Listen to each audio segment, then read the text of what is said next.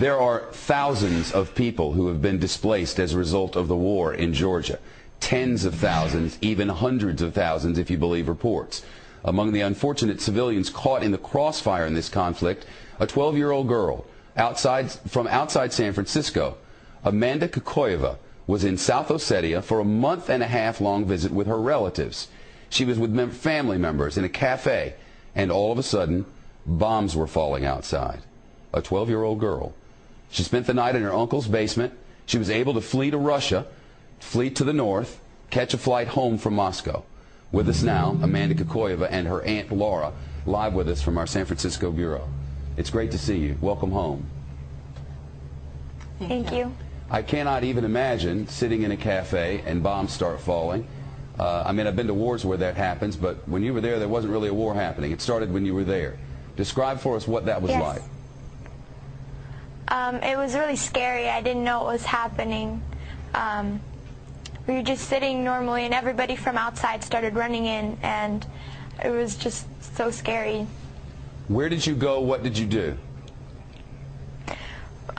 We called my uncle on the restaurant house phone because our cell phones weren't working.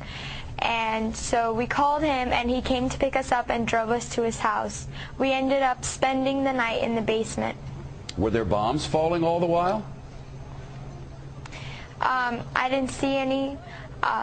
But before I say anything else, I just want to say that I was running from Georgian troops bombing our city, not Russian troops. I want to say thank you to the Russian troops that were helping us out. Where is your family now, and how are they? Some of my cousins, aunts, and uncles are in North Ossetia right now, and they are safe. But my grandma and some of my aunts and uncles are still back there, and I don't know. We don't have any contact with them. I don't know if they're alive or anything.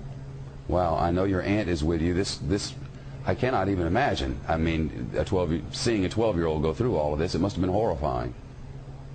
Yeah, it was horrifying for all of us. And main thing I wanted to say on television, I want you to know to whom to blame on this conflict.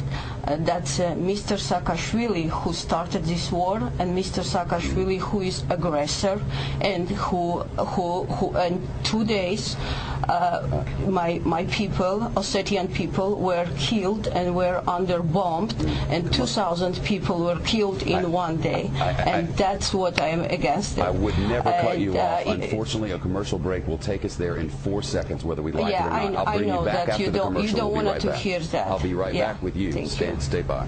Back with us from San Francisco. This program ends in less than a minute, but I want to give you 30 seconds to complete your thought. So go ahead. Yes, my house is burned in South Ossetia, where I lived, and we can blame only one person and Georgian government. I'm not blaming Georgian people. I'm blaming Georgian government, and he has to resign. Well, that's certainly what the Russians want. If I had more time, you would get it, but I have but 5 seconds. Thank you both. The young girl's a hero in San Francisco, and understandably, there are gray areas in war.